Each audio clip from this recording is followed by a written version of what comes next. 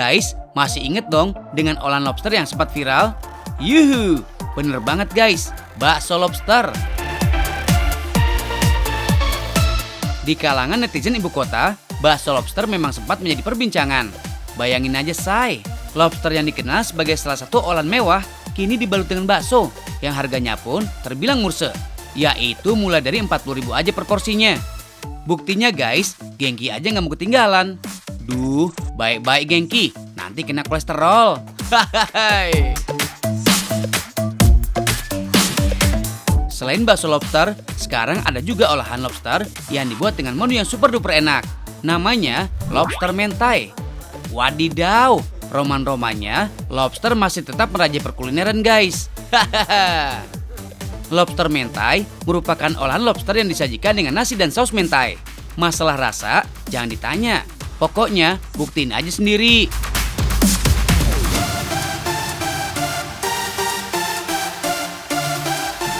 Berada di kawasan Jelambar, Jakarta Barat, lobster mentai ini sudah ada sekitar 5 bulan lalu guys.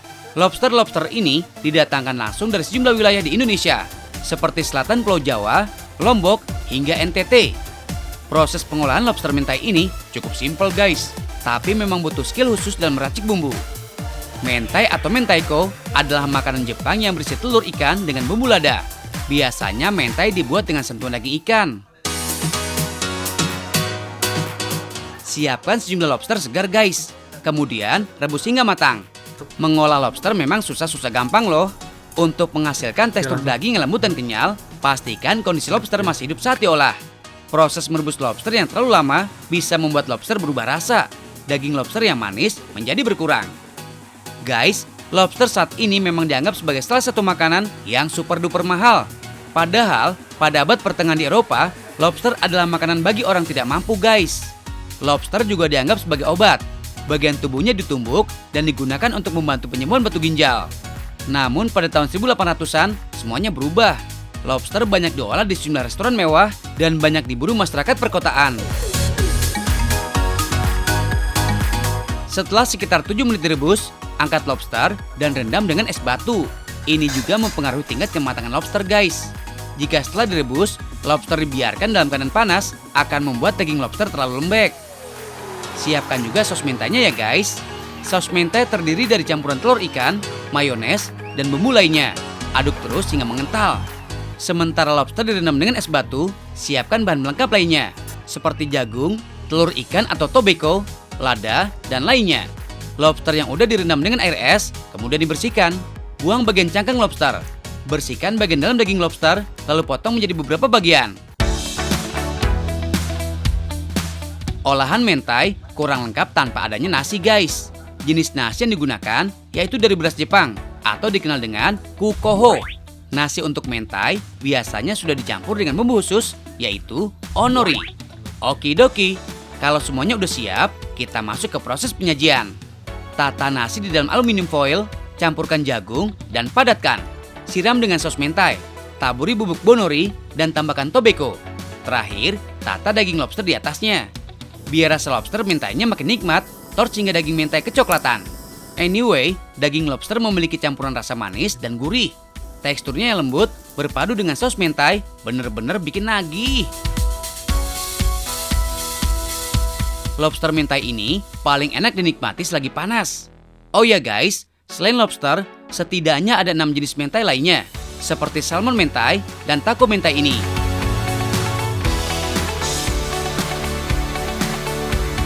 Tenang guys, harganya nggak bikin kantong bolong kok.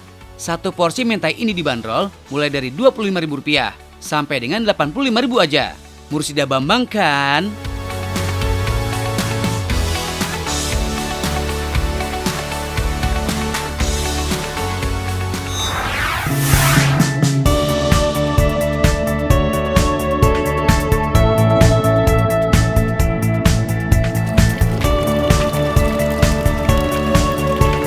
Ini nih, Jakarta rasa Bali.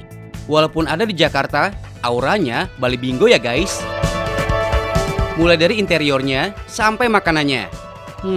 Asik banget sih makan di pinggir kolam sambil main air gitu.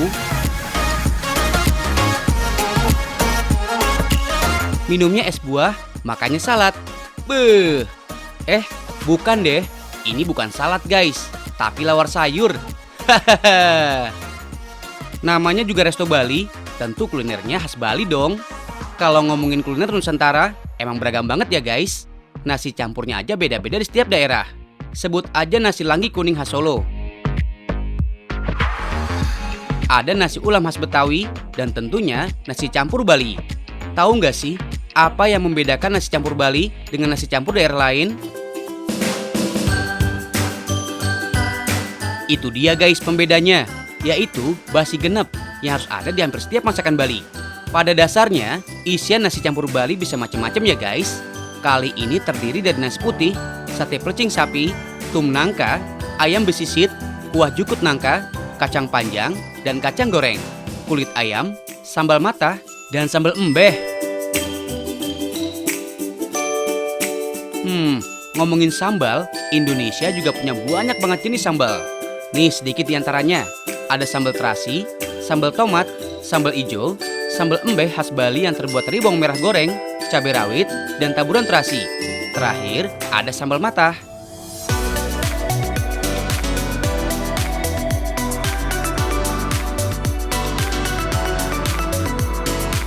Sambal mata emang paling hits ya guys.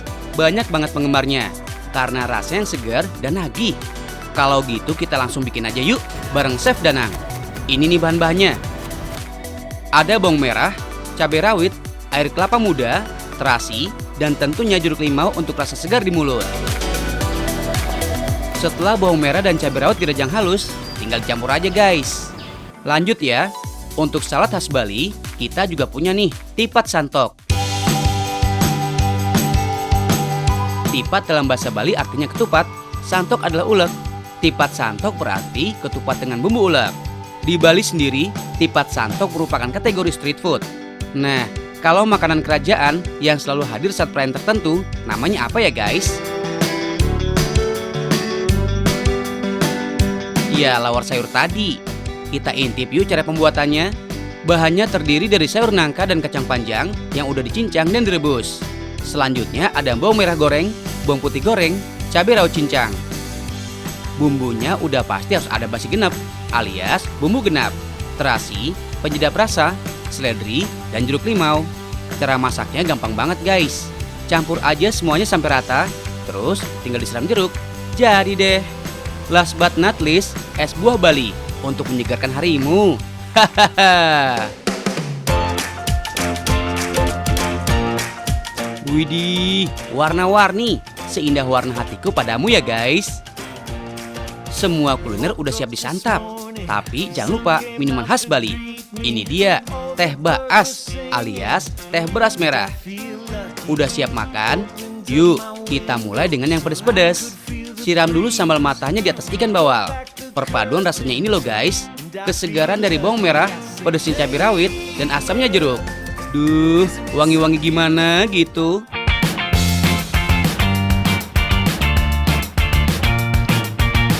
Apalagi makannya pakai ikan bawal yang matang sempurna, dijamin susah berhenti. Sambal mata udah hampir habis, rasanya tergoda juga nih makan nasi campur. Ada ayam besisit yang gurih dan juicy, sate plecing yang empuk dan legit, sambal embeh yang crunchy. Lalu dimakan pakai kulit crispy dan kacang-kacangan. Aih, sumpah, mana tahan guys untuk nggak dicoba semua. Selamat ngiler ya kalian. Kita mau habisin dulu semua makanan khas Bali yang nikmat ini. Sungguh guys, kuliner Bali membuatku ingin selalu kembali.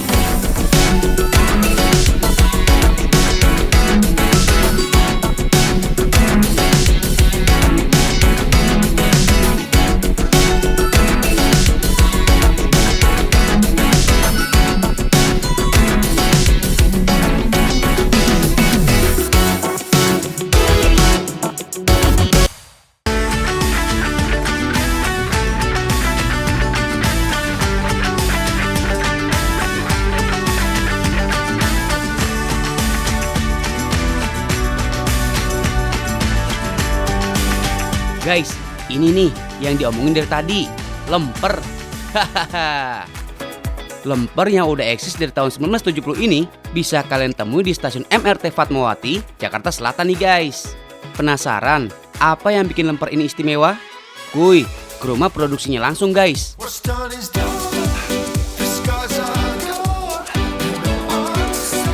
Dulu tempat produksinya ada di Purwokerto, Jawa Tengah ya guys. Sekarang pusatnya ada di Bandung, Jawa Barat. Sama seperti lemper pada umumnya, bahan utama lemper ini juga beras ketan guys. Meski mengusung kuliner lokal, higienitas tetap harus terjaga ya guys.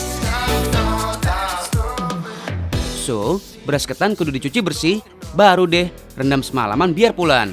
Atau ada tipsnya nih. Untuk menghemat waktu, beras ketan bisa juga direndam dengan air hangat ya guys. Beras ketan yang udah direndam lebih cepat matang dan teksturnya akan lebih legit.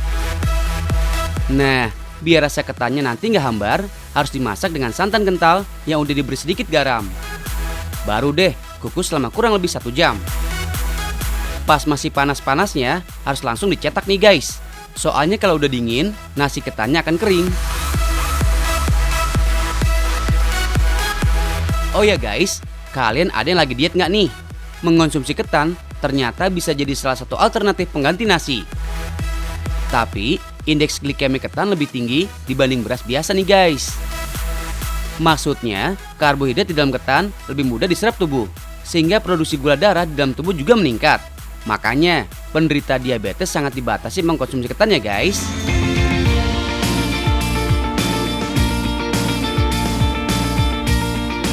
Intinya, semua bahan makanan itu baik ya guys, asal dikonsumsi sesuai kadarnya.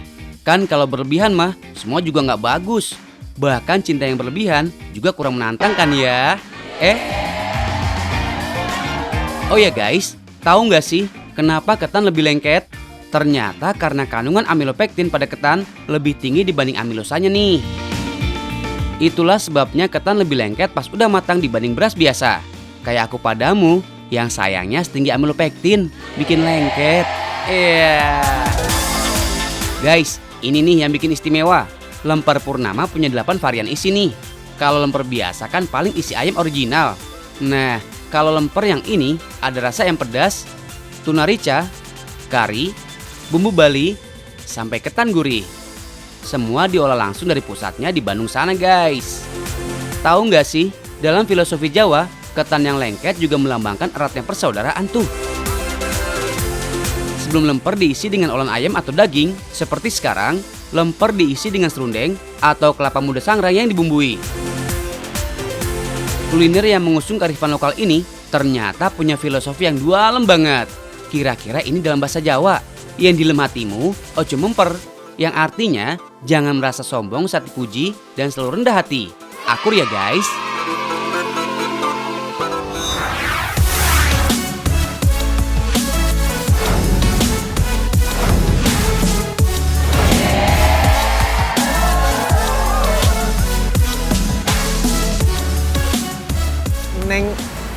Neng Sila tuh adalah jawaban dari doa AA di sepertiga malam AA gitu. Assalamualaikum Pak Aryo.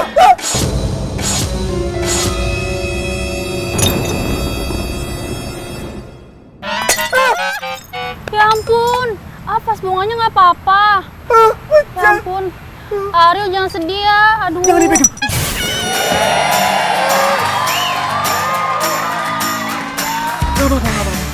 Gak apa-apa, nanti biar A yang beresin. Bener. Aryo tapi jangan sedih, mas bunga doang kok. Aku punya teman yang bisa buat kayak ginian juga, bisa sambil belajar lagi. Oh iya? Mau kau kenalin? Mau. Yuk.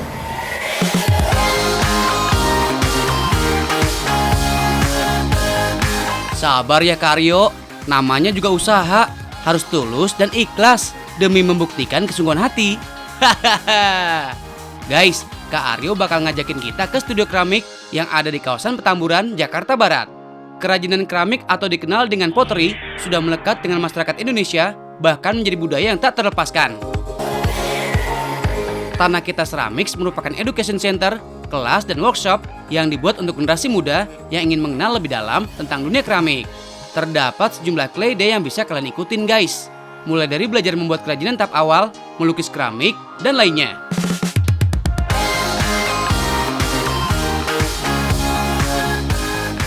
Halo Kak Devi, apa kabar? Baik, apa kabar? Halo. Ya. Oh ini, wah gila, Kak Gaby, ini keren banget. Saya tuh udah muter-muter ngeliat-liat, ternyata bikin kayak ginian tuh bisa custom made gitu ya? Iya, jadi emang kita custom made, kita emang support local artist gitu. Oh, oke. Wait a second, tapi kalau ngomongin tentang konsep tempatnya, ini tuh sebenarnya tempat apa sih? Tempat jualan kah? Atau tempat produksinya? Atau gimana sih? Iya, sebenarnya kita lebih ke supplier sama sekolah gitu. Soalnya kita beneran believe kayak sebagai education center lah ya, gitu. Soalnya kayaknya biasa orang, oh kami kok investmentnya gede nih, mahal nih, iya, gitu. benar. Terus kayak susah banget. Nah kita kayak, tapi sebenarnya kita bisa bantu gitu. We'll meet you in the middle. Ada 3 kelas yang ditawarkan guys. Pertama yaitu beginner.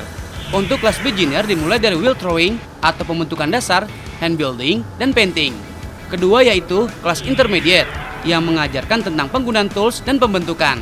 Terakhir, kelas course yang memperkenalkan pembuatan keramik secara keseluruhan. Nah, untuk kali ini Kak Aryo mau nyobain kelas beginner guys. Belajar dari awal dulu lah ya, daripada hasilnya ngadi-ngadi. Hehehe. Dari cara ngikatnya udah kelihatan kalau dia posesif. Enggak, maksudnya dia tuh berarti sangat perhatian sekali gitu. Tapi kita sekarang udah mau mulai ya dengan ini sebutnya apa ya? Apron juga, sama kayak kita masak apa enggak ya? Kita ntar yang sama Kak Gaby aja. Oke, Kak, jadi kita akan mulai dari mana? Iya. Jadi pertama kita mau kayak pegang di sini. Jadi kita we're gonna press it here aja. Oke. Gitu. Ya, press terus kita angkat aja kayak gini. Dan press lagi. Kayak adonan kue sih sebenarnya gitu. Oh, I see. Iya, kita sebenarnya treatmentnya sama kayak adonan kue, karena kue juga ada yang pakai benang juga kan buat. Iya, ada. Mereka sih pakai kayak cutter ya kalau nggak salah ya. Tapi bedanya sama adonan kue sih kayak adonan kue itu kita mau introduce air, kayak mau masukin udara gitu, dimana kita mau keluarin udara gitu. Jadi Dalam tiap proses pembuatan keramik selalu dimulai dengan wedging guys. Ini merupakan tahap awal untuk membuat bahan dasar tanah liat menjadi halus. Dalam tahap wedging ini hampir sama dengan pembuatan adonan kue. Tanah liat dibentuk bulat, kemudian ditekan-tekan hingga tekstur tanah menjadi lembut.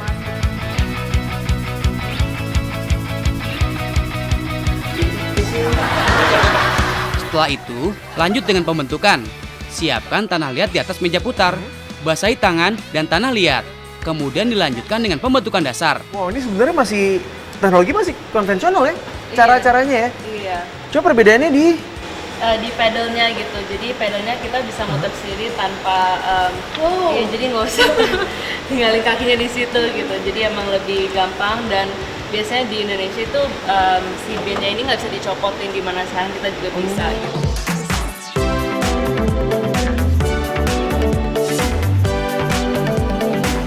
Teknik putar atau throwing merupakan salah satu teknik yang paling sering digunakan dalam pembuatan produk keramik.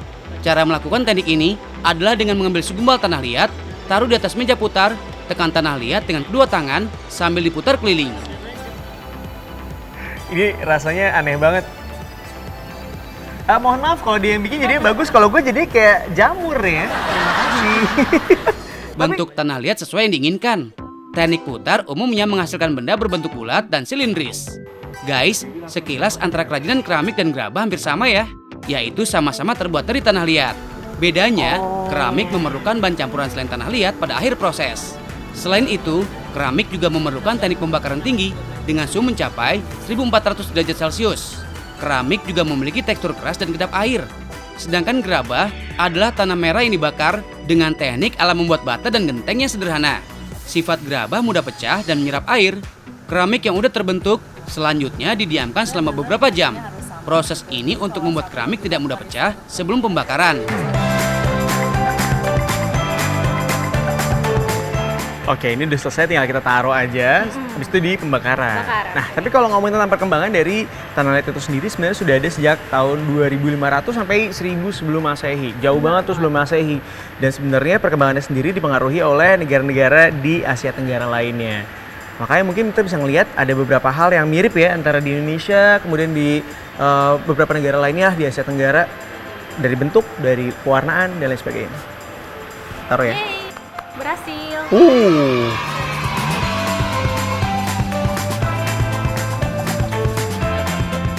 Proses pembakaran sendiri dilakukan dalam 2 tahap. Pertama yaitu selama 8 jam dengan suhu oven sekitar 800 derajat Celcius.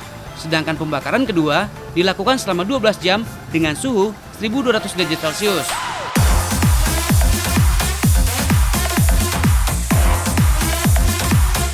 Painting atau pewarnaan merupakan tahap terakhir yang bisa kalian coba guys. Untuk jenis pewarna yang digunakan yaitu cat yang meresap dan kering pada media kaca. Setelah selesai dilukis, keramik harus didiamkan hingga kering. Kemudian diolesi dengan porselin agar lebih mengkilap. Wow, udah selesai. Keren banget kan? Luar biasa. Gimana hasilnya? Bagus sih, Kayak anak TK ya? Iya. Terima kasih loh. tapi kan ya namanya kan seni juga kan Betul. ya, jadi terus nggak ada yang tahu kok. Makasih ya. Langsung diperjelas. Gak ada yang tahu kok ini bikinnya umur berapa. Thanks for that. Iya. Oke. Ya katanya ada vas yang pecah ya. Iya benar. Ini dari kami nih. Kelihatan kan mana yang bikinan orang dewasa, mana yang bikinan anak bocah, balita. Ya perbedaannya. Kelihatan mana yang mahal, mana yang murahan. Keren banget, wah gila. Gimana Kak Aryo? Aku tuh seneng banget, nanti akan aku isi ini bunga. Kalau Happy aku kan kasih ke tapi? kamu, iya dong. Aku langsung kasih ke kamu nanti ya. Oh ya kebetulan Aryo, KGB itu calon kakak ipar aku. Oh, kalau kakak ipar. Iya. Kenapa? Kakak iparnya. Iya. Kamu sama adiknya Calon suami aku adiknya. gitu. Udah. Selamat ya. Kamu juga. Mudah-mudahan bahagia. Kalau misalnya mau ngeliat aku bahagia, tonton terus, tahu nggak sih? Siapa tahu abis ini episodenya bisa dapat pasangan. Siapa di sini sampai Jumat jam 1:30 siang.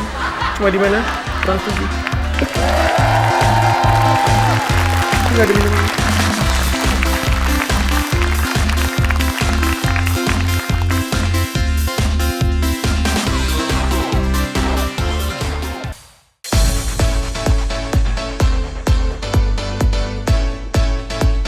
Ayo, jangan salah fokus ya guys. Bukan cuma modelnya yang kece badai. Tas yang dipakai Virani juga kece total tuh. Pokoknya paket komplit deh ya. Sama-sama cetar.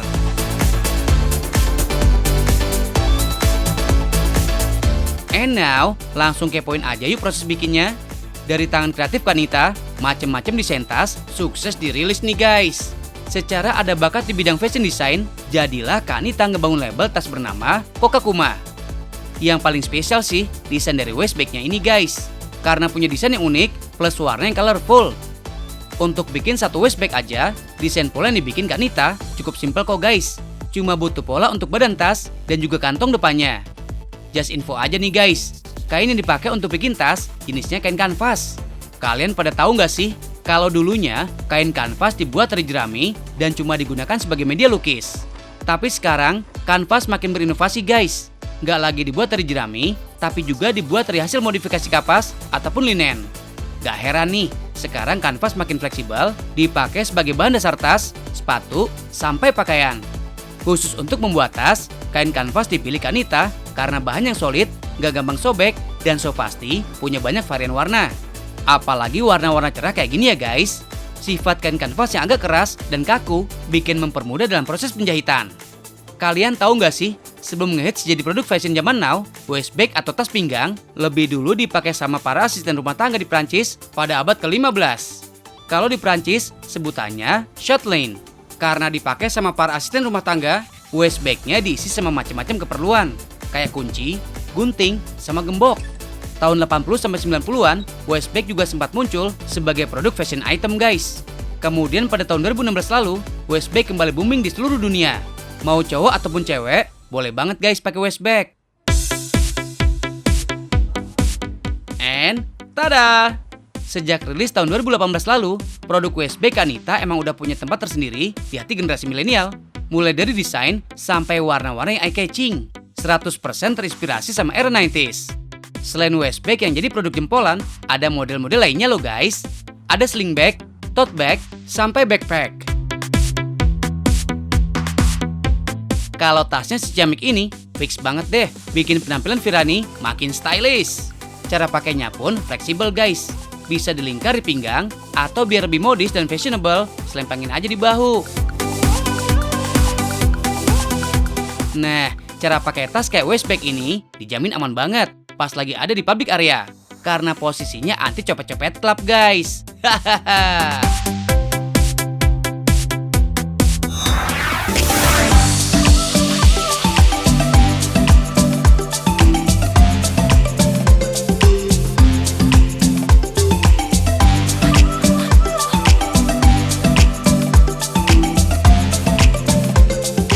Guys, udah ada rencana kemana nih buat next weekend? Di Ciwidey, ada resort yang pas banget buat short escape. Resort yang berada di dataran tinggi ini berjarak sekitar 1 jam perjalanan dari kota Bandung. Tepatnya di Desa Lebak Muncang, Ciwidey, Jawa Barat. Seringkali orang menyangka kalau desain villanya berbentuk sangkar burung nih. Emang agak mirip sih ya. Tapi sebenarnya bentuk resortnya terinspirasi dari bubu, yaitu alat penangkap ikan tradisional yang terbuat dari potongan bambu. Di sini ada beberapa tipe resort ya guys, yang harganya mulai dari 1 sampai 6 jutaan per malam. Wait, tenang dulu. Meskipun harganya jutaan, satu resort ada yang kapasitasnya sampai 8 orang kok.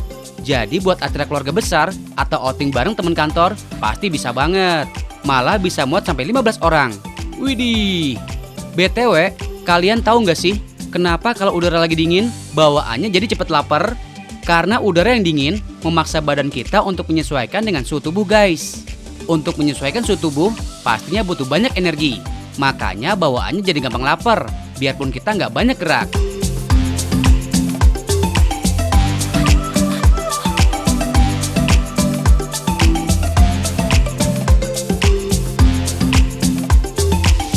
Nah, kalau di sini, kalian juga bisa memesan menu barbecue dengan harga 130 per paketnya. Ada daging dan sate sosis bakso. Alih-alih bakar daging, bisa sekaligus menghangatkan badan guys.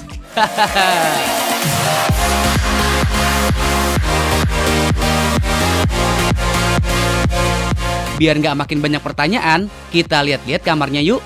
Nah, buat pasangan baru yang lagi honeymoon, ada paket 3 hari 2 malam dengan kamar yang udah bertabur bunga. Syaik. Resortnya sendiri terdiri dari 2 lantai. Di lantai bawah bisa buat berkumpul. Lantai atasnya berisi tempat tidur, lengkap dengan kamar mandinya juga. Ada juga yang dilengkapi dengan jacuzzi. Cozy banget nggak sih? Cocok banget kan buat yang pengen mencari ketenangan. Sedangkan kamar lain dilengkapi dengan kolam renang pribadi. Apa nggak dingin ya? Enggak kok guys, air kolamnya pakai air hangat. Kalau nggak pakai air hangat, bisa-bisa pada masuk angin deh.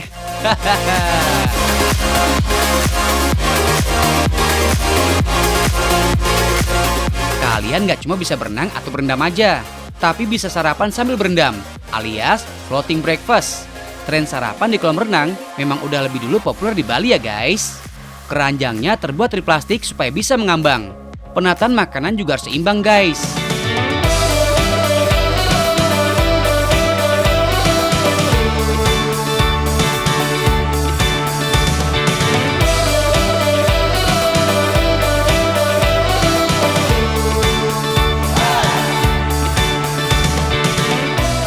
Kalau udah di sini, rasanya nggak pengen pulang dan mager ya, alias males gerak, nggak pengen kemana-mana. Lagian siapa yang nggak betah sih kalau disuguhin pemandangan sawah dan bukit kayak gini? Nggak jauh dari resort, ada lahan stroberi guys. Pengunjung resort bebas memetik stroberinya. Pastiin juga kalian memilih buah yang udah merah dan masih segar. Nggak disangka ya guys, buahnya manis banget. Sejak dibuka awal tahun 2018, resort ini selalu ramai. Kalau kalian berencana menginap buat liburan, sebaiknya memesan dari jauh-jauh hari ya guys. Karena udah pasti full book sampai beberapa bulan ke depan.